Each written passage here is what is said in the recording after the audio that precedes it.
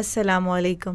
بیوی کا خاوند کے لیے رقص کرنا اور ناچنے کے مطالبے پر خاوند کی اطاعت کا حکم۔ اس بیان کو سننے سے پہلے آپ ہمارا چینل سبسکرائب کر لیں۔ اپنے خاوند کے لیے ناچنا اور رقص کرنے میں بیوی کو کوئی حرج نہیں۔ یہ ایک ایسا امر ہے جس سے خاوند کے دل میں بیوی کی محبت پیدا ہوگی اور اسے بیوی پر ہم بستری کرنے پر آمادہ کرے گی، اور اس طرح وہ حلال چیز سے فائدہ اٹھائے گا اور بیوی بھی اس طرح لذت حاصل کرے گی، اور پھر اس کے خاوند کے لیے محبت کا باعث ہوگا اور حرام کاموں سے اس کی نظریں نیچے رہیں گی، کیونکہ کچھ خاوند ناچنے گانے والیوں کو دیکھ کر حرام نظروں میں پڑ جاتے ہیں اور پھر یہ چیز اس کے لیے حلال چیز سے دل بھرنے کا باعث ہوتے ہیں، لیکن یہ کچھ شرط کے ساتھ جائز ہوگا۔ اس کی اولاد میں سے کوئی بھی یہ نہ دیکھ رہا ہو، کیونکہ ہو سکتا ہے اولاد پر اس کا منفی اثر پڑے، کیونکہ ممکن ہے کہ پھر وہ اپنے والدین کی تعظیم اور قدر نہ کرے، اور پھر ہر مباح چیز کے یہ معنی ہی نہیں کہ وہ اولاد کے سامنے کی جائے۔ اس رقص اور ناچنے میں موسیقی آلات موسیقی استعمال نہ کی جائے۔ بیوی رقص اور ناچ سیکھنے کے لیے حرام تصاویریں اور فلمیں نہ دیکھے،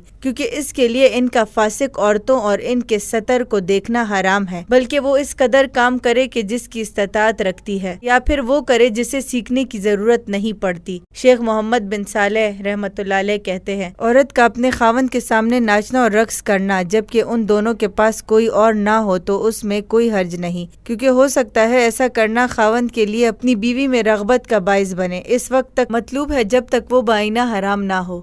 اسی بنا پر خاوند کے لیے عورت کا بناؤ سنگار بن سور کر سامنے آنا مسنون ہے۔ اسی طرح خاوند کے لیے بھی مسنون ہے، جس طرح بیوی اس کے لیے بناؤ سنگار کرتی ہے وہ بھی بیوی کے لیے کرے۔ علامہ محمد ناصر الدین البانی رحمۃ اللہ علیہ سے سوال کیا گیا، کیا بیوی کا خاوند کے سامنے تھیڑوں میں ناچنے اور گانے والیوں جیسا لباس پہننے میں ان کے عمل سے محبت اور جو وہ کرتی ہیں اس کا اقرار نہیں ہے؟